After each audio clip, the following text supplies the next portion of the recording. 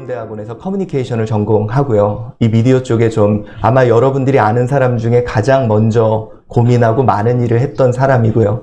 지금은 서강대학교 같은 대학원 메타버스 전문대학원에 이제 입학 원서를 넣어놓은 상태입니다. 기도 좀 해주십시오. 그래서 어쩌면 기독교계에서는 처음으로 그 분야에서 이제 박사과정을 받게 될 것 같습니다. 솔직히 여기 계신 목사님들 이렇게 유튜브 하시고 이 시대의 언어로 소통하는 분들을 만난다 그래서 저는 정말 기대를 많이 하고 왔습니다. 그거 아세요? 인플루언서 하나가 MBC나 대형 매스미디어를 넘어서는 시대가 됐습니다.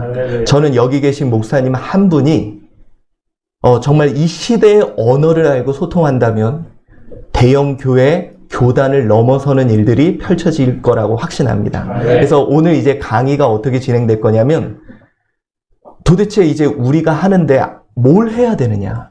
어떻게 해야 되느냐? 열심을 내잖아요. 근데 열심을 낼 때 방향 설정이 중요합니다.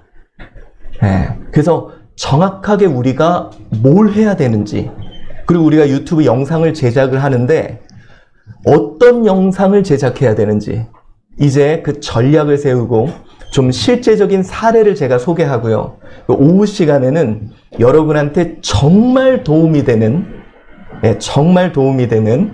이제 이 실습을 이제 알려드릴 거예요. 아마 여러분들이 오늘 제가 강의가 끝나면 여러분들의 방송의 격이 상당히 높아지실 겁니다. 기대합니다.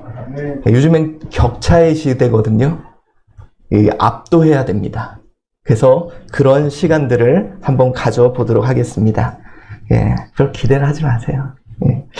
자, 그래서 이제 한번 제가 여러분들이 그거예요. 저는 뭐 탁월한 사람이나 그런 게 아니라 여러분보다 조금 먼저 고민했던 사람입니다. 제가 목사님 아들이었는데요. 저는 솔직히 아빠 설교 하나도 기억 안 나고 재미도 없었습니다. 근데 제가 미디어를 처음 시작하게 된 이유가 뭐냐면 내가 이렇게 재미없는데 제 애들은 얼마나 재미없을까라는 생각에서 94년에 처음으로 제가 아르바이트를 해서 카메라를 한 대 샀습니다. 그래서 아이들을 대상으로 이제 영상을 만들고 이제 그걸로 같이 아이들하고 영상을 찍고 이러면서 94년부터 미디어 사역을 했고, 제가 이제 2005년에 교단에서 저희가 12,000교회 대상으로 멀티미디어 자료를 만들었는데 어떤 내용들을 만들었는지 제가 다는 아니고 몇 가지만 오늘 강의에 필요한 것만 말씀을 드릴게요. 여러분 예를 들어서 이런 겁니다. 당시 주제가 예수님 만나기였어요. 2007년에 만든 겁니다. 근데 예수님 만나면 애들이 뭘 만나는 걸 가리켜. 예수님 만나면 놀아야지. 자, 여기 떡 먹은 예수님을 찾아보세요. 여기 떡 드셨죠? 자, 어디 계실까요? 떡 드신 예수님. 잘 찾아보세요. 애들은 잘 찾습니다. 몇 번? 3번? 정답은 1번입니다. 야, 이거 못 찾으시네요. 여러분, 제가요, 저걸 2007년에 만들었거든요. 근데 저걸 만들고 난리가 났습니다. 항의 전화가 무진장 왔어요. 거룩하신 예수님이 폴짝폴짝 뛴다고. 여러분 진짜 2007년이면 얼마 안 됐잖아요. 근데 그 당시만 해도 거룩한 예수님 폴짝폴짝 뛴다고 난리가 났고요. 또 제가 어떤 걸 했냐면, 여러분 요즘 막 메타버스 나오고 뭐 증강현실, VR, AR 얘기 나오죠. 근데 제가 2014년에 당시의 주제가 대한민국을 전도하라는 거예요. 아니 무슨 전도를 가리켜 직접 해야지. 그래서 아이들이 한국어, 중국어, 일본어, 영어 4개국어로 전도할 수 있도록 이런 걸 만들었습니다. 증강현실 전도인데요. 이렇게 전도지에 스마트 기기를 딱 갖다 대면 증강현실로 뿅 튀어나와서 한국어, 중국어, 일본어, 영어로 이렇게 복음을 이야기해주는 이런 증강현실 전도지를 만들었어요. 괜찮죠? 이거 2014년에 이런 걸 만들었는데 어떻게 됐을까요? 망했습니다. 왜 망했냐면 당시에 스마트 기기를 잘 사용하지도 않던 시대에 너무 일찍 만들어버린 겁니다. 그래서 사람들이 그냥 신기하다 그리고 사용은 되지 않았던 그런 사례가 있고요. 또 이제 어떤 일도 했냐면 2017년에 우리가 목사님도 혹시 저거 아세요? 막 성막 그리고 뭐 지성소 막 되게 헷갈리잖아요. 그리고 예루살렘 뭐 성전 뭐 되게 헷갈리잖아요. 그래서 제가 아니 그거를 그냥 가리키지 말고 아이들이 직접 들어가서 거기를 다녀보고 다 보고 그리고 교육을 하면 효과적이다. 그래서 VR, 증강현실로, 그러니까 가상현실로 이런 걸 만들었습니다. 이걸 VR로 쓰고, VR 기기를 쓰고, 이렇게 보면 그 성전, 그리고 성막, 그거를 이렇게 지나다니면서, 예, 볼 수 있도록. 요즘 이제 메타버스 얘기, 그래서 여러분 이제 제가 이따 얘기하지만, 요즘 말하고 있는 메타버스는 그게 아니에요. 이렇게 이거를 쓰고 이렇게 성막에 직접 들어가서 이제 이 안을 다 들여다보는 거예요. 다녀보는 거예요. 그래서 이제 뭐 이런 것도 다 보고 아무튼 이제 이런 식으로 이것도 2017년에 이미 만들었습니다. 요즘 한참 얘기 나온 건데 어떻게 됐을까요? 망했습니다. 이 당시에도요. 예, 사람들이 그냥 잘 개념을 모르니까 신기하다 그러고 그냥 끝나버렸던 이제 그런 거예요. 그래서 여러분, 저는 여러분들이 지금 어떻게 복음을 전할까 이 고민을 조금 먼저 했던 사람이고요. 그래서 이제 제가 계속 고민이 그거였어요. 여러분 진짜 저희 교회가 너무 힘들었습니다. 제가 뭐 교회 가출도 했고요. 네, 진짜 저 가출도 했습니다. 네, 가출도 했었고요. 너무너무 힘들었어요. 뭐 사례비를 초반에는 거의 받아보지도 못했고요. 별의별 일도 다 당하고요. 근데 이런 가운데 교회가 어떻게 설 수 있을까? 그때 저에게 유일하게 사도행전을 보니 말씀이 흥황하여지니 말씀이면 된다? 나는 그러면 이거 하나만 믿겠다. 그런데 왜 말씀이 전해지는데 교회가 서지 않을까? 그래서 소통에 대한 고민을 좀 하게 된 겁니다. 자, 이제 오늘 여러분들과 함께 나눌 건데 또 하나 이제 제가 재작년에 코로나가 딱 터지자마자 저를 먼저 찾았던 데가 교회가 아니에요. 어디서 찾았냐? 사립초등학교 교장선생님 연합회에서 저를 찾았습니다. 이제 아이들이 비대면으로 앞으로 수업을 해야 되는데 안 해보지 않았냐? 그걸 어떻게 해야 되느냐? 그때 제가 서울에 있는 화랑초등학교 포함해서 여러 초등학교에 비대면으로 그리고 다양한 방법으로 비대면으로 교육하는 방법을 알려주고요. 그게 화랑초등학교에서 시범적으로 운영돼서 효과적으로 인정받아서 그게 전국 학교에 시행된 거예요. 그래서 여러분 그 당시에 이제 교회가 막 욕을 먹었잖아요. 근데 유일하게 교회가 창안한 코로나 아이디어가 퍼져갔다는 이 긍정적인 기사가 유일한 기사가 나왔습니다. 근데 그때 제가 느꼈던 게 그거예요. 뭐냐면 제가 그거 이후에 학교들마다 교사 강의를 갔잖아요. 심지어 어떤 교장 선생님이 저한테 그런 거예요. 목사님, 부탁인데 제발 목사님이라는 얘기를 안 해주시면 안 돼요. 그러는 거예요. 왜냐면 그 당시에 교회라는 게 너무 분위기가 안 좋았잖아요. 근데 여러분 이 모든 것이 교회에서 했던 건데 어떻게 얘기를 안 하겠습니까? 근데 제가 강의가 딱 끝났을 때 교사들 반응이 존중을 하고 존경을 하고 따라하고 싶어 하더라고요. 그때 제가 어떤 걸 느꼈냐? 다시 교회가 압도할 수 있겠다. 여러분 옛날에는요 교회가 사회 문화, 대한민국의 사회와 문화를 이끌어 갔잖아요. 근데 제가 확신한 게 그거예요. 정말 하나님이 정말 새로운 시대를 준비하셨다. 여러분들은 모르실 거예요. 저는 뭘 봤는지 아세요? 저는 이 새로운 시대를 위해 7년 정도 전부터 목사님들을 교육시켰던 사람이에요. 근데 저는요 솔직히 말해서 이거는 안 되는 일인가 보다. 정말로 제가 이제 다른 전국에 찾아다니면서 목사님 고 금요일마다는 저희 교회 모셔가지고 제가 짜장면 대접하면서 계속 했어요. 근데 여러분 14주, 12주 과정 끝나고 자 이제 해봅시다. 모르겠는데요 막 이러시고. 그래서 이거는 그리고 여러분 제가 아까 말했죠. 전 나름대로 교육적으로요. 저 지금도 주바라기 SC 조이코리아 청소년 집회 되게 강사예요. 저는 아예 이제 이런 쪽으로 가면 제 인생은 이제 그쵸?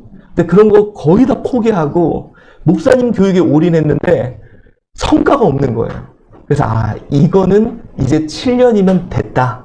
그리고 이거는 안 되는 일이다. 그리고 제가 저희 교회에 이제 이 사역은 이제 그만두겠습니다 하고 저도 이제 젊은 사람들 만나겠습니다 딱 말하고 일주일 후에 코로나가 터진 거예요.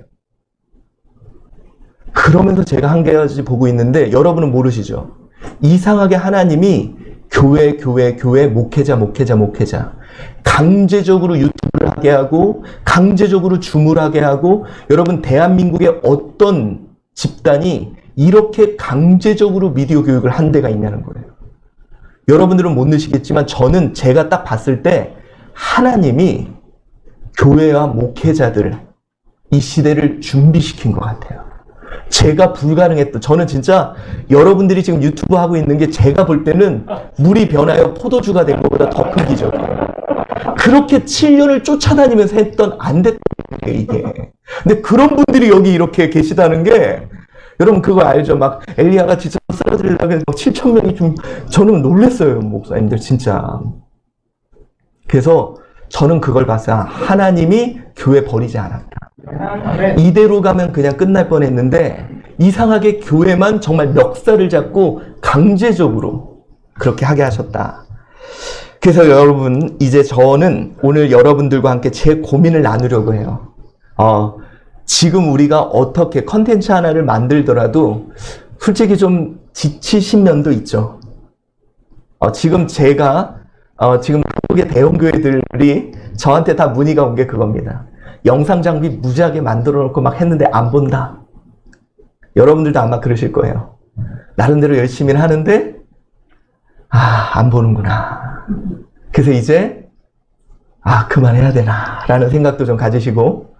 근데 여러분 제가 이거 말씀드릴게요. 여러분이 멋지게 만들어서 보여주면 안 봅니다. 여러분이 멋지게 만들어서 보여주면 안 본다니까요. 지금은 그런 시대가 아닙니다. 그래서 저는요 오늘 이 전략을 좀 세우는 일을 하고 좀 실제적인 일을 좀 해보려고 합니다. 자, 오늘 제가 이 메타버스 또 코로나, 포스트 코로나 시대 이렇게 이름을 잡았던 이유가 뭐냐면 요즘에는 이제 벌써 메타버스 하면 별로 관심이 떴습니다. 왜 그러냐? 이제 이런 거 안 해도 돼. 다시 옛날로 돌아가면 돼. 이런 분위기가 다시 오거든요. 지금 이제 목사님들도 좀 고민이 있을 거예요. 이제 현장이 활성화되는데 내가 더 현장에 집중해야 되는 거 아닌가? 내가 유튜브를 어디까지 해야 되나? 이런 고민들이 있을 거예요. 자, 이 포스트 코로나 시대, 우리 흔히 메타버스 시대, 우리는 과연 어떻게 해야 되는가? 여러분, 길고 긴 우리 코로나 시대를 지나왔습니다. 솔직히 코로나가 처음 터지자마자 저는 너무 행복했습니다. 여러분들 행복하지 않았어요? 처음에? 저요 20년 동안 새벽 예배드리다가 2주 쉬니까 진짜 행복했어요. 솔직히 우리끼리니까 좀 얘기합시다. 솔직히 처음엔 휴가 받은 것 같았고요. 너무 행복했다가 문제는 시간이 지날수록 이거 위기다 라는 생각을 하게 되셨을 것 같아요. 여러분 이제 코로나가 딱 상황이 되고 비대면이 상황이 됐을 때 교계에서 막 논쟁이 있었잖아요. 비대면이냐 대면이냐 여러 가지. 근데 여러분 제가 저희 교계 어른들을 설득시켰던 내용이 있습니다. 나름대로 저희 합동교단이 이제 많은 교단들이 좀 보수적인 면이 많은데 이걸 재빠르게 대응했던 이유가 뭐냐? 제가 초기에 이제 그 어른들을 설득했던 내용이 있어요. 그게 뭐냐면, 왜냐면 막 싸우려고 그랬거든요. 비대면, 이제 대면 해야 된다 이럴 때. 근데 제가, 여러분 그거 아세요? 이미 성경에 비대면이 있었습니다. 이미 성경에. 우리는 자꾸 코로나로 인해서 비대면이 왔다고 했는데 이미 성경에 비대면이 있어요. 그게 뭐냐? 바로 바울입니다. 여러분 바울이 열심히 대면해서 복음을 전하고 교회를 세웠죠. 그러다가 바울이 격리당합니다. 비대면 상황이 펼쳐진 거죠. 바울의 서신서를 보면 막 바울도 대면해야 돼. 성도들도 우리 빨리 대면해. 대면할 날만 기다려요. 여러분 당연히 대면해야 돼요. 그런데 바울은 대면할 날만 앉아서 한없이 기다리고만 있지 않았어요. 그때 복음을 멈추지 않겠다는 마음과 열정으로 어떻게 했느냐? 인쇄미디어, 필사미디어, 파피루스와 양피지에 복음을 기록하기 시작합니다. 안타까운 마음에 이거라도. 저는 여러분 여기 계시는 분들이 바로 그거라고 생각해요. 대부분의 분들은 솔직히 여기 기술 잘 몰라요. 세련되지 않아요. 그런데 복음을 멈추지 않겠다. 그 마음이에요, 여러분. 여러분 제가 전국을 다니면서 많은 목회자들이 이런 분이 있어. 어떤 분들은 그런 거 그냥 대면해야 돼 이런 분이 있고, 그냥 앉아서 대면할 날만 기다렸던 분이 있고. 근데 막 미디어, 그분들이요, 그 교회가 미디어를 사용 잘했던 게 아니에요. 복음을 멈추지 않겠다는 열정으로 이거라도 해보고 저거라도 해봤다는 거예요. 저는 그래도 여기 계신 분들이 특별한 이유가 그거예요. 솔직히 대부분의 목사님들이 대면할 날만 기다리고 앉아 있었습니다. 근데 여기 계신 분들은 바울의 마음을 갖고 계시는 분들이에요. 복음을 멈추지 않겠다는. 그래서 여러분, 바울은요, 심지어 눈도 안 좋으니까 대필이라도 시켜. 그래서 안타까운 마음에 이거 전한다고 내가 빨리 가야 되는데 이거 전한다고 될까? 그러면서 소아시아 지역에서 그것을 회람시키는데 그것이 돌려보고 베껴보고 나눠보면서 이게 초대교회 부흥의 원동력이 됐다는 거예요. 여러분들은 바울의 심정을 가진 자들입니다. 아마 여러분 주변에서 저 사람 무슨 잡기해. 여러분, 제가 그 말 제일 많이 들었던 사람이에요. 저런 거 해. 기도하면 되지. 근데 여러분, 아니에요. 복음을 멈추지 않겠다는 그 마음. 영원히 복음을 들어야 된다는 간절함. 바울이 이렇게 필사미디어로, 서신서로 복음을 전한 것이 이 비대면 시대의 모습입니다. 자, 그렇다면 우리가 고민이 이거예요. 솔직히 지금 많은 분들이 다시 예전으로 돌아가면 된다라고 말을 합니다. 여러분들 주변에서 솔직히 요즘 힘이 빠지는 이유가 그거예요. 옛날에는 그래도 그렇게도 해? 목사님 대단하세요. 이러다가 요즘에는 그냥 그런 거 하지 말고 현장이나 열심히 하세요. 이런 얘기들이 이제 아마 들리기 시작할 거예요. 이제 동력이 좀 사라지는, 여러분들도 아마 그걸 느끼실 거예요, 요즘. 근데 우리 정말 그냥 예전으로 돌아가도 될까요? 많은 분들이 다시 예전으로 돌아가면 된대. 근데 우리가 잊고 있는 사실이 있습니다. 2018년, 2019년 정말 그때 좋았나요? 우리가 돌아가야 될 만큼 그때 목회의 환경과 어떤 교회의 복음의 환경이 좋았나요? 아니요. 그때 이미 비대면은 시작되고 있었습니다. 뭐냐? 신앙은 있지만 교회 안 나오는 사람들이 늘고 있었어요. 여러분들 느끼시죠? 오후 예배에 젊은 사람들 안 나오기 시작했고요. 가나안 성도, 우리는 지금 비대면이라 그러지만 가나안 성도, 거꾸로 하면 뭐예요? 안 나가 성도. 이미 늘어나고 있었습니다. 그때로 돌아간다? 자, 여러분, 제가 이런 얘기를 해주고 싶어요. 저는 이 코로나 상황이 교회가 그동안 안고 있던 문제를 가지고 있고, 그러나 관성으로 해오던 대로 해온 거예요. 그러다가 코로나라는 문제를 한번 팍 부딪힌 거예요. 그때 모든 문제가 마치 흙탕물에 이렇게 물에 잠잠하게 있던 게 다 떠오른 것처럼 문제가 드러난 것뿐인데, 자, 다시 우리가 과거로 돌아가서, 옛날로 돌아가서 다시 관성대로 간다면 우리에게 정확하게 10년 내에 부딪힐 두 가지의 문제가 있습니다. 제가 이거 알려드릴게요. 왜냐? 첫 번째가 뭐냐면 인구의 절벽이라는 걸 맞이할 겁니다. 지금은 별로 못 느끼시죠? 자, 지금 중학교 1학년이라는 2010년생이 47만입니다. 정확히 10년 후에 지금 2020년 태어난 아이가 27만이에요. 반토막이 난다는 거예요. 아이들 같은 경우.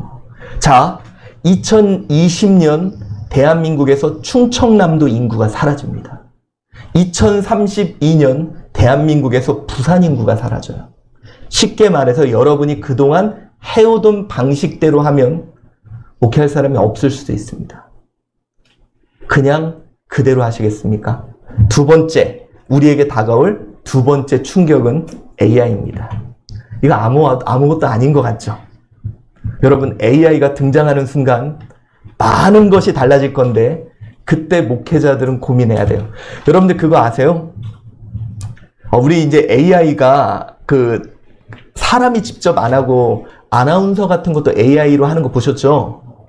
지금 헐리우드 같은 데에서는 시나리오를 어떻게 쓰냐면 AI가 씁니다. 질문 몇 개만 넣으면 AI가 더 감동적이고 은혜로운 AI 시나리오가 나와요. 여러분, 이 얘기가 무슨 얘기인지 아세요? 여러분보다 더 은혜롭고 감동적인 설교를 AI가 할 수 있다는 거예요. 자, 그때 여러분들은 두 가지 중에 하나를 선택해야 돼요. 첫 번째, 은퇴하거나, 두 번째, AI를 비서로 써서 여러분의 목회의 지경을 전 세계로 넓히거나 뭘 선택하시겠습니까? 여러분 이제 AI가 들어오면요 실시간으로 통역이 됩니다. 여러분이 서울에 있지만 여러분이 어디에 있지만 남아프리카, 러시아, 알래스카, 미국, LA, 뉴욕 여러분의 목회의 지경이 된다는 거예요. 어떻게 하시겠습니까? 여러분 제가요 좋은 사례가 있는데 이제 제가 통합 측 그 순천로에 이제 3달, 그러니까 3번 가서 이제 세미나를 하고 이제 했는데 어떤 일이 벌어졌냐? 그 중에 구례에 있는 어떤 목사님이 그것을 배운 거를 가지고 사용을 했는데 서울에 있는 성도들이 참여하는 거예요. 여러분 그분이 이거였습니다. 우선 그냥 사례들 좀 얘기해 드릴게요. 그분이 목사님 저희 교회는 어르신들밖에 없어요. 이런 거 해야 소용도 없어요 그러시더라고요. 그래서 제가 그랬습니다. 어르신들 계시다고요? 잘 됐네요. 여러분 어르신들이 제일 고민 많이 하는 게 뭔지 아세요? 도시 나간 우리 자녀들 신앙 걱정하세요. 그럼 어떻게 되냐? 목사님이 만든 그런 구글 사이트나 이제 제가 알려드린 그거를 그 권사님들한테 보내줘서 그 권사님이 자녀들한테 매주 보내줘라. 그러면 그거를 클릭해서 자녀들이 들어오는 거예요. 그러니까 이 부모들은 야 우리 자녀들 신앙을 위해서 우리 목사님이 이렇게 해주셔. 그래서 이거를 매주 그러면 여러분 고향교회 얼마나 그리워요. 어렸을 때 놀던 장소에. 그러니까 도시에 나간 사람들이 고향교회 예배 참여를 하는 거예요. 그러니까 그 교회는 오히려 코로나 기간 놀랍게 성장하고 부흥합니다. 이제는 목회 패러다임 자체가 달라지는 시대예요. 자, 그렇다면 또 이제 가을에 새변이가 나타날 수 있다고도 얘기를 하죠. 똑같은 일을 또 당하시겠습니까? 그래서 저는요, 여러분에게 이렇게 말씀드리고 싶습니다.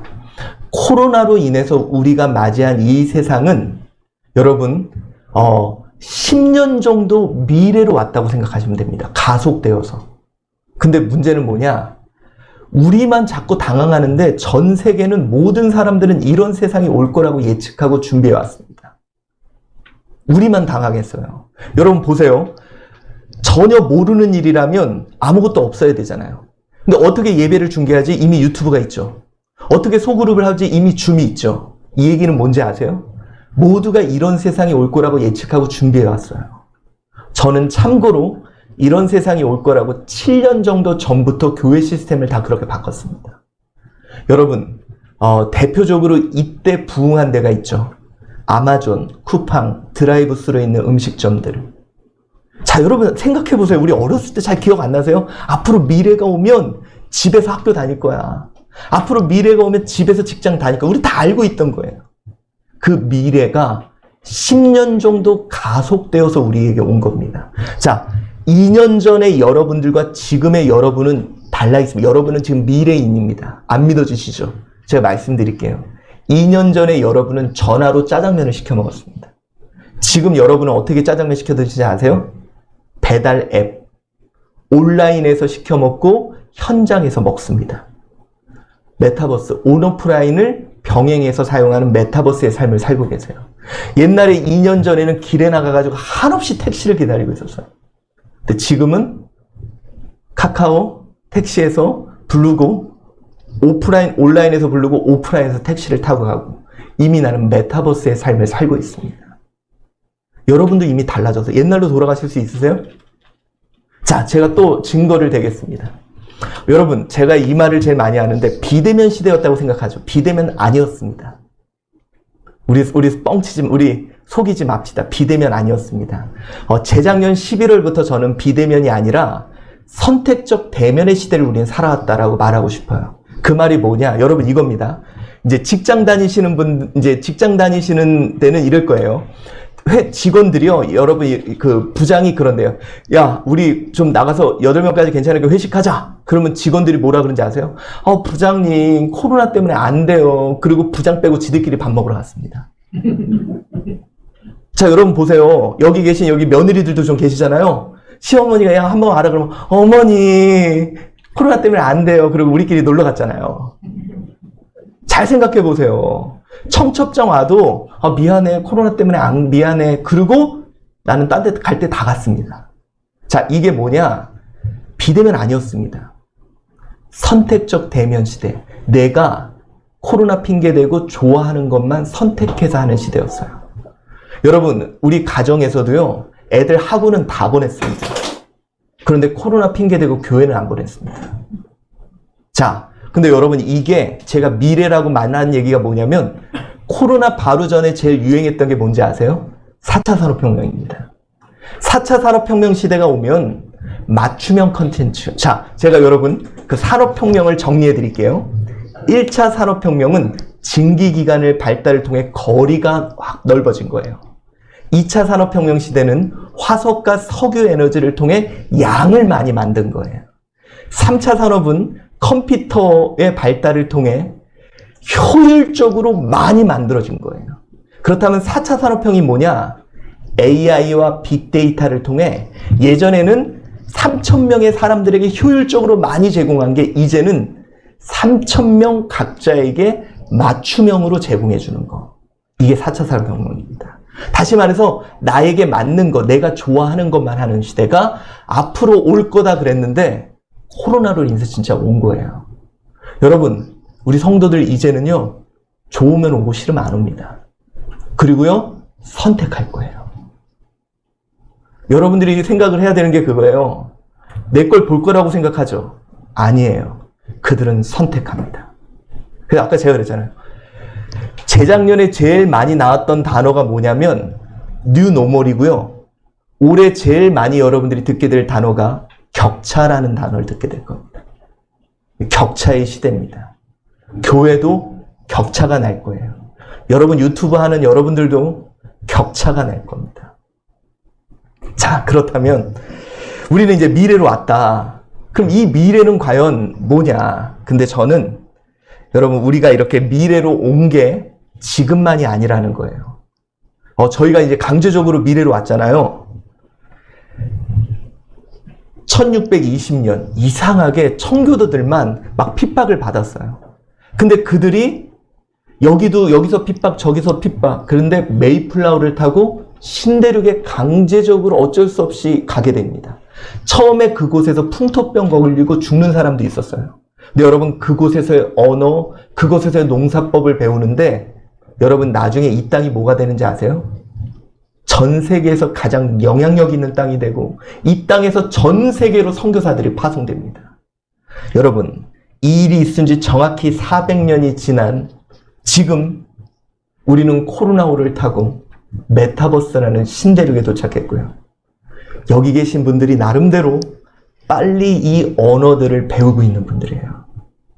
자, 그렇다면 이제 제가 좀 덥죠? 예. 원래 제가 강의를 하면 제가 좀 약간 힘이 없어 보이나? 이렇게 분위기가 처지지가 않는데 오늘 좀 많이 처지는 분위기네요. 자, 그래서 이제, 그쵸. 근데 제가 요즘에 배가 좀 많이 나와가지고 좀 이해해 주세요. 우리끼리 좀 그래요.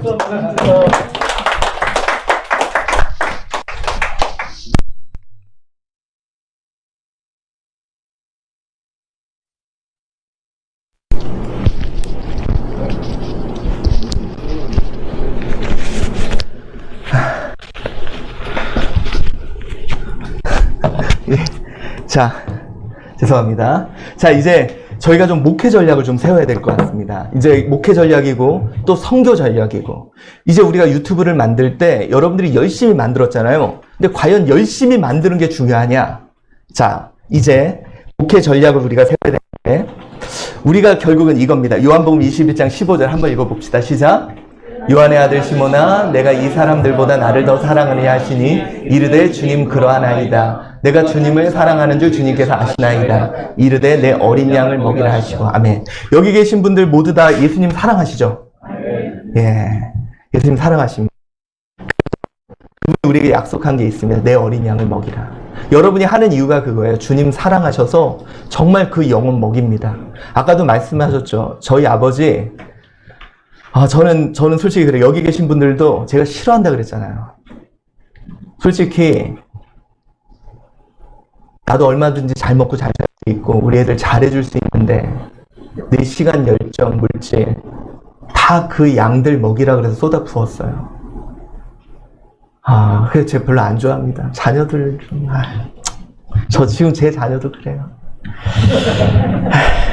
그러니까 이렇게 열심히 헌신하는데, 그런데 왜? 여러분, 이 눈 되게 반갑지 않습니까? 나는 막 사랑의 손길로 하고 막 열심히 퍼주는데 나를 쳐다보는 이 눈빛. 그쵸? 자, 여러분, 이거예요. 우리가 한번 생각해 볼까요? 저는 만약에 여기 계신 분들이 코로나 때문에 힘들어졌어. 아니요. 그 이전부터 안 듣기 시작했다는 거예요. 나는 저 영혼 사랑해서 열심히 복음 전하고, 정말 집집마다도 찾아가고, 뭐 때로는 막 집 앞에서 막 모두 나눠주고, 커피도 주고, 다 해봤는데 이 영혼들이 나를 이따구로 쳐다봐요. 솔직히. 나는 그냥 정말 영혼을 사랑하는데. 그래서 여러분, 여기 계신 분들이 많이 지치고 힘들었어요. 솔직한 심정으로. 근데 여러분 보세요. 어느 때부터 느껴지지 않으세요? 안 듣기 시작했다는 거예요. 코로나 때문이 아니라, 코로나 때문에 비대면이 시작된 게 아니라 그 이전부터 왠지 안 듣기 시작했어요. 전도에도 사람들이 안 듣고, 여러분 옛날에 우리 그 선배들은 십자가만 공터에 꽂아도 모여들던 시대가 있었잖아요. 근데 왜 안 듣느냐는 거예요. 자, 제가 퀴즈 내볼게요. 이거 맞히시는 분 선물 드릴게요. 참고로 여러분, 제가 대한민국에서 목회 자료는 제일 많이 갖고 있습니다. 만든 사람이고요. 저랑 많은 분들이 친해지시려고 그래요. 그래서 제가 선물 드릴 테니까. 자, 전달이라는 말은 두 가지 말의 합성어예요. 열심히 전한 것이 도달되어야 합니다. 근데 열심히 전했는데 도달되지 않는 사랑을 세 글자라면 뭐라 그럴까요? 짝사랑. 솔직히 여기 목사님들이 지금 다 그 마음이에요. 내가 이 영혼들 위해서 지금 막 유튜브까지 하고 내가 장비까지 사고 막 있는데 이 영혼들이 보지도 않아, 이 인간들이. 좋아요 한 번만 눌러주면 그게 손에 그냥 뭐가 생기냐? 여러분 진짜 우리 정말 속상하다니까요. 나는 이렇게, 여러분 이 편집은 제가요, 여러분 모르시겠지만 제가 그 주일학교 영상 자료 만들면 제가 3월, 4월, 5월 3달을 매일 밖에도 못 나고 밤을 샜어요. 여러분이 얼마나 힘든 줄 알아? 그 편집하고 뭐하고. 그러니까 그 힘듦을 했는데 이 영혼들이 몰라줘. 그래서 우리는 대부분 그래요. 몰라줘. 그래서 나 열심히 할 거야. 나는 짝사랑하고 있어. 이렇게 생각하거든요. 근데 땡, 틀렸습니다. 열심히 전했는데 도달되지 않은 사랑을 세 글자로 뭐라 그러냐? 스토킹이라 그래요. 스토킹. 네. 자, 고민해 봐야 되는 거예요. 뭐냐? 여러분 혹시 여기서 스토킹 당해보신 분은 없어요. 이게 대충 보면 이렇게 얼굴 보면 나오는데 여기 계신 분들은 없는 것 같아요. 다들 그냥 친하게 지내셔도 돼요? 근데 저는 여러분 스토킹 당해본 적이 있어요. 안 믿어지죠? 제가 그 목사님 아들은 어렸을 때부터 별거 다 해야 되잖아요. 세상에 저를 20살 때부터 저희 아버지가 설교를 시켰어요. 교사인데. 주일학교 전도사가 없으니까. 그래서 이제 있는데 저희 교회에 이제 어떤 4학년짜리 딸을 혼자 키우는 여자 집사님이 계셨어요. 근데 이 여자 집사님이 어느 날 저희 아버지한테 오더니, 목사님, 김태훈 선생님이 이 아이의 아빠가 될 거예요. 그러는 거예요. 제가 나이 계산을 막 했는데 초등학교 1학년 때 무슨 짓을 했나? 아무 짓을 안 했는데 얘가 제 아이가 된다고 하면서 그분이 어떻게 하느냐? 9시에 주일학교 예배인데 8시부터 와서 교회를 깨끗하게 청소를 다 해놔요. 그리고 여러분 그 더운데 혹시 그거 아세요? 한복공단? 그 두꺼운 거 반짝반짝 빛나는 거 하얀 거? 한복공단 한복을 딱 입고 와가지고 저 뒷자리에 의자를 갖다 놓고 이렇게 앉아가지고 저한테 설교할 때 막 이러고 계셨어요. 여러분 그분은 나름대로 사랑을 열심히 전했죠. 헌신도 하고 봉사도 하고 사랑을 전했어요. 근데 그게 저한테 도달됐을까 안 됐을까? 안 됐어요. 저는 그분만 생각하면 짜증나고 피하고 싶고 멀리하고 싶었어요. 자 여러분, 요즘 세상 사람들이, 요즘 젊은 사람들이 교회라 그러면 짜증나고 피하고 싶고 멀리하고 싶어요. 솔직히 우리가 세미나 같은 데 가면 대부분 뭐 배우는지 아세요? 더 열심히 전해요. 열심히 부족해서 그렇다고. 근데 제가요, 여기 계신 목사님들에게 꼭 해드리고 싶은 얘기가 있어요. 아니에요, 여러분. 최소한 여기 오신 분들은 주님이 말씀하실 거예요. 수고했다고. 정말 여러분 수고하셨습니다. 남들 그냥 다 쉴 때 복음을 멈추지 않겠다고. 처음에 되게 어색했죠. 카메라 앞에 서는 것도. 이렇게 하는 것도 되게 힘들었죠. 근데 여러분 주님이 수고했다 그러시. 우리 오늘 이거 한번 하시다. 이렇게 하고 자 태훈아 자기 이름 나면서 태훈아 수고했어. 태훈아 말고 자기 이름. 자 네, 수고했어. 네, 정말 수고 많으셨습니다. 아 진짜요 여러분 이거는 빈말이 아니라 주님 정말 그렇게 말씀하실 거예요. 그런데 문제는 이제 우리가 한 번은 고민해 봐야 되는 게 뭐냐? 도달되냐는 거예요. 만약에 그것이 도달되지 않으면 내가 열심을 내면 낼수록 스토킹일 수도 있다는 거예요. 여러분 정말 고민해 봐야 돼요. 이제는. 왜 그러냐? 자, 여러분 예전에는 왜 도달이 됐고 지금은 도달이 안 될까? 도대체 뭐가 문제냐?